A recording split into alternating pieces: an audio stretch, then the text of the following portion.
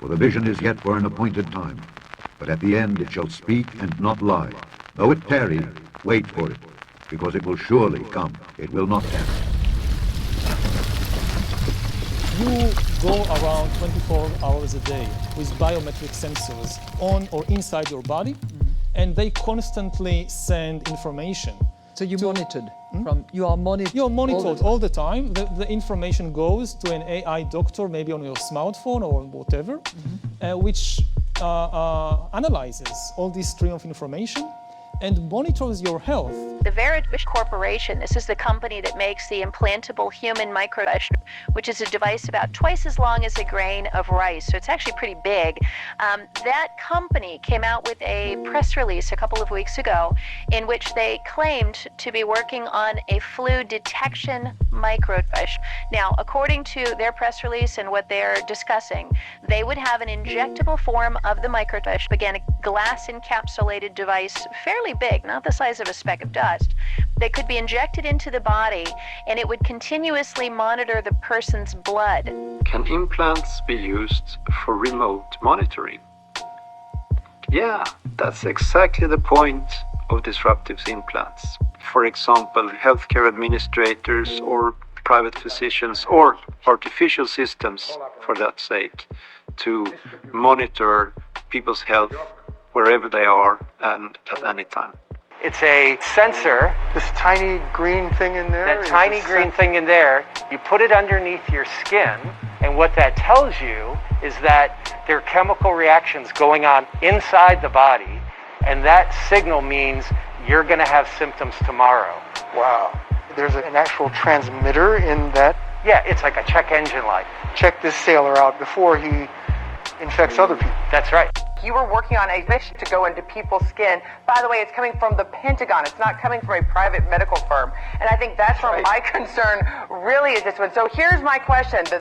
Look into your future crystal ball, as I've so often asked you, Ben.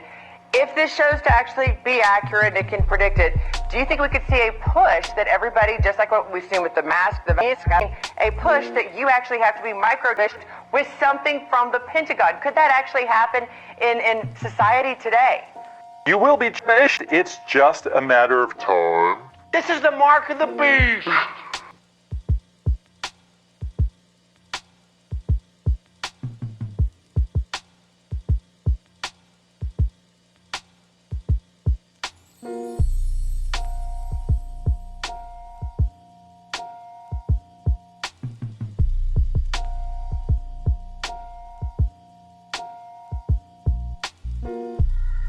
Second strategic movement. While the economic crisis is still ongoing, the health crisis will be created. An epidemic will be triggered to accelerate control over the population.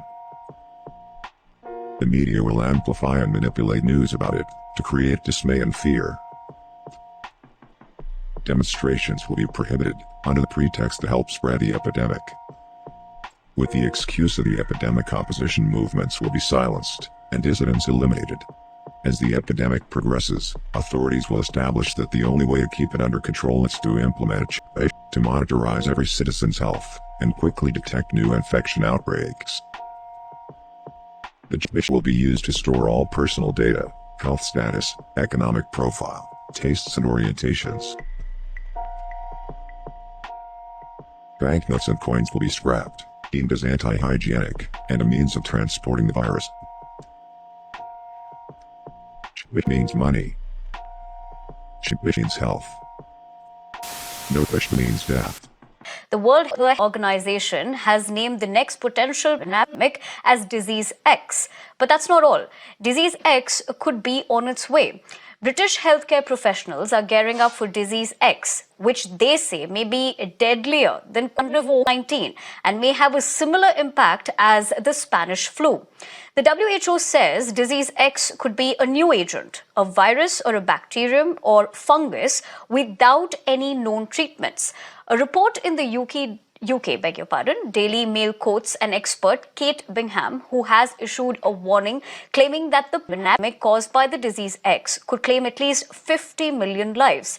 She also mentioned that the virus has the potential to result in 20 times more fatalities than COVID-19. Scientists from the UK are putting their effort into developing a vaccine for this potentially deadly pathogen. After the potential threat from disease X, WHO has now considered outlining a research and development blueprint that can focus on the diseases and the pathogens which needs to be prioritized for research, of course, in the context of public health emergencies. We'll have to prepare for the next one. That, I'd say is will get attention this time. Mm-hmm.